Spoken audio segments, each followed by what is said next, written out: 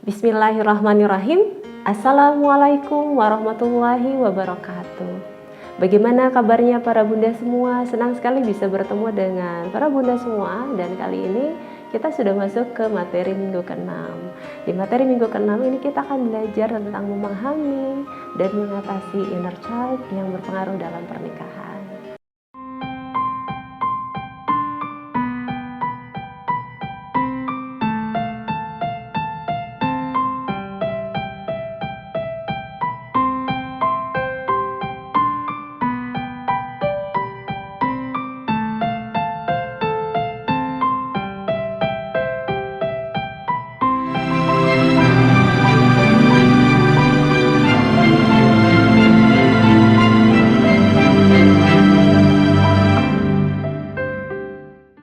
Apakah para bunda pernah menemukan misalnya ada sesuatu yang seharusnya tidak perlu membuat suami kita marah, suami kita marah. Kemudian pernah juga menemukan suami kita harusnya nggak sampai kecewa, tiba-tiba suami kita kecewa. Atau misalnya menemukan ke diri sendiri misalnya, seharusnya kita nggak menangis tapi kok ketika menemukan kejadian seperti ini kita tiba-tiba ingin menangis. Nah para bunda, ternyata ini bisa terkait dengan sesuatu yang bernama inner child. Apakah inner child itu? Menurut Psikologi Today, inner child adalah sekumpulan peristiwa yang terjadi pada masa kecil, yang baik atau yang buruk, yang berpengaruh pada kepribadian kita saat ini. Dia adalah bagian anak-anak dalam diri kita. Ia adalah bagian dari dalam diri kita yang tidak ikut menjadi dewasa, dia tetap menjadi anak-anak. Dan inner child ini berada dalam alam bawah sadar kita. Apa itu alam bawah sadar? Alam bawah sadar atau pikiran bawah sadar adalah bagian dari diri kita yang sangat berpengaruh terhadap perilaku kita. 88% perilaku kita dipengaruhi oleh alam bawah sadar. Nah, fungsi dari pikiran bawah sadar ini ada beberapa. Yang pertama adalah dia menyimpan semua kejadian yang terjadi dari sejak kita di dalam kandungan, sejak 4 bulan dalam kandungan, sejak dalam kandungan ditiupkan ruh sampai saat ini. Semua memori tersebut disimpan di pikiran bawah sadar. Dan kemudian fungsinya yang lain adalah memberi makna terhadap kejadian tersebut. Contoh, seorang anak misalnya digigit oleh anjing kecil. Dia akan merasakan takut di sana. Kemudian hal itu terekam di bawah sadarnya dan kemudian diberi makna. Maknanya apa?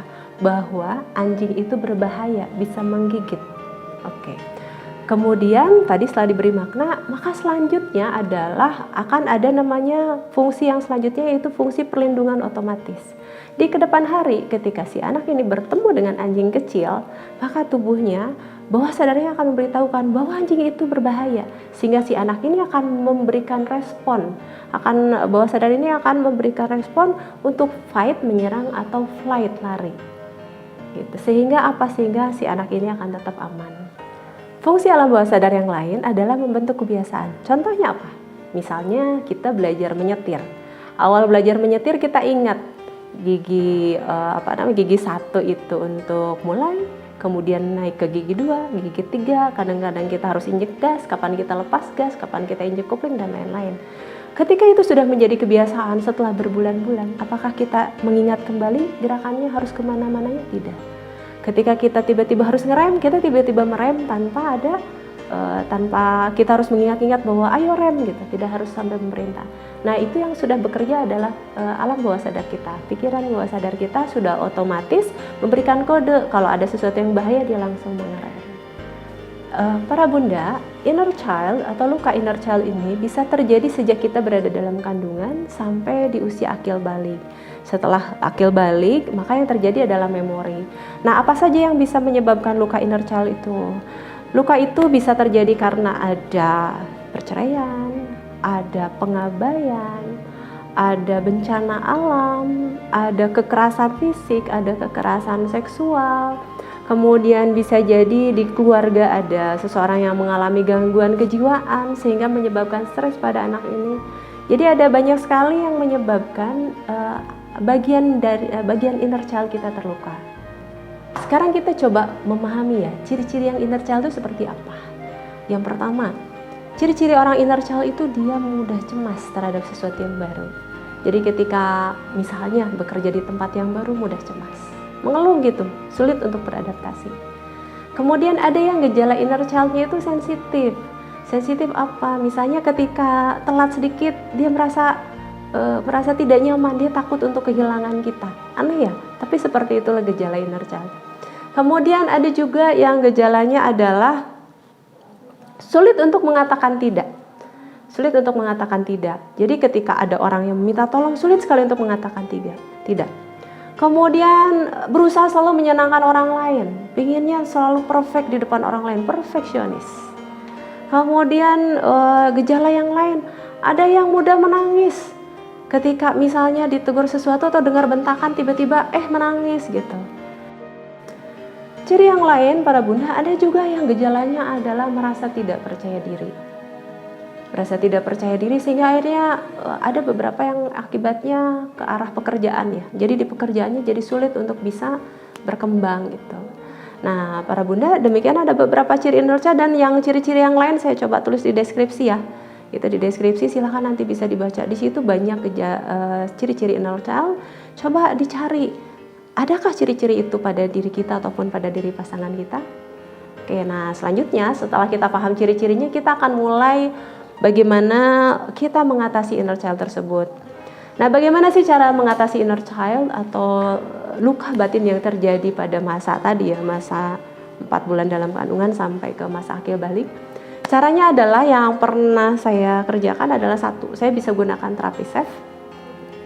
Di terapi safe itu kita akan mendeteksi luka kita di mana saja. Misalnya ternyata saya menjadi seorang yang sensitif kalau misalnya saya dicuekin itu karena saya dulu merasa kurang kasih sayang. Penyebabnya apa? Oh, dulu saya pernah terluka oleh orang tua misalnya begini-begini. Nah, itu bisa diterapi pakai terapi safe. Lukanya pas kejadian apa, itu bisa diterapi satu-satu. Kemudian cara yang lain, kita bisa menggunakan teknik pahami, sadari, dan terima. Ini saya pelajari di satu materi yang saya dapat dari seorang pembicara namanya Bunda Evi. Dan saya akan bagikan di bawah ya untuk materi tersebut. Saya pernah praktekkan di situ untuk mengatasi ada 2 luka inner child saya. Silakan bisa praktekkan. Kemudian bila ternyata pakai terapi safe kan kita harus mencoba mencari ya. Sedangkan kadang kita sulit untuk mencari luka batin yang terjadi misalnya di semasa di kandungan gitu. Di masa kandungan. Nah, itu kita bisa bantu misalnya pakai hipnoterapi. Gitu. Jadi para bunda semua, ketika bunda menemukan ada gejala-gejala yang kok ini aneh ya, kok kayak anak-anak banget sih, kekanak-kanakan banget, silakan duga bahwa itu adalah sebuah inner child. Kemudian apa yang perlu kita lakukan pada pasangan kita? Kita pahami, oh kemungkinan ini inner child suami saya nih. Terus diapakan? Dimarahi? Oh jangan, bukan dimarahi, bukan disalahkan, bukan kita rendah-rendahkan, tidak seperti itu. Tapi yang ada kita pahami. Kemudian kita bantu suami kita untuk bisa menyadari bahwa ini kemungkinan ada inner child. Kemudian yang perlu kita lakukan, kita akan berusaha menterapinya bersama. Kita bantu suami kita untuk bisa mengatasi inner child-nya. Dan insya Allah nanti ketika luka tersebut bisa terobati, suami kita bisa menjadi pribadi yang lebih dewasa, yang lebih bisa nyaman, yang lebih bisa empati ke kita dan bisa menyamankan orang lain termasuk kita. Dan insya Allah kita pun bisa menjadi bahagia dalam pernikahan. Sekarang bagaimana bila suami belum mau terapi? Yang perlu kita lakukan bila suami belum mau terapi adalah kita pahami inner child-nya, kita pahami area sensitif suami. Misalnya apa?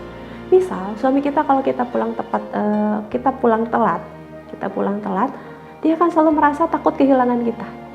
Oke. Nah, yang perlu kita lakukan adalah hindari untuk membuat suami kita tidak nyaman. Caranya bagaimana? Ya kita jangan pulang terlambat. Kemudian kita sampaikan kepada teman-teman kita, mohon maaf, saya harus pulang tepat waktu, gitu ya, begitu. Kemudian yang perlu kita lakukan juga adalah memberikan teratur bahasa cinta untuk memberikan ketenangan.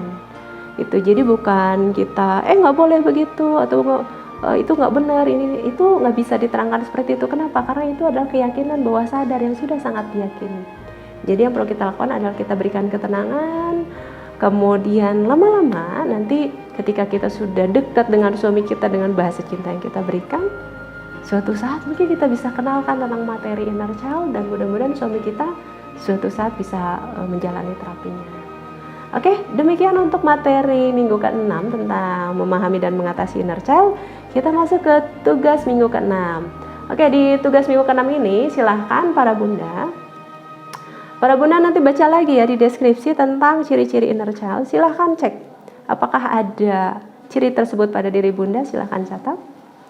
Oke, kemudian yang kedua, silahkan cek juga di suami, barangkali ada ciri-ciri inner child yang ada pada suami kita, dan kemudian silahkan catat juga. Kemudian yang ketiga, silahkan para bunda mulai merencanakan kira-kira ke depan para bunda mau pakai terapi apa untuk mengatasi inner child itu, dan apa dulu yang diterapi. Oke.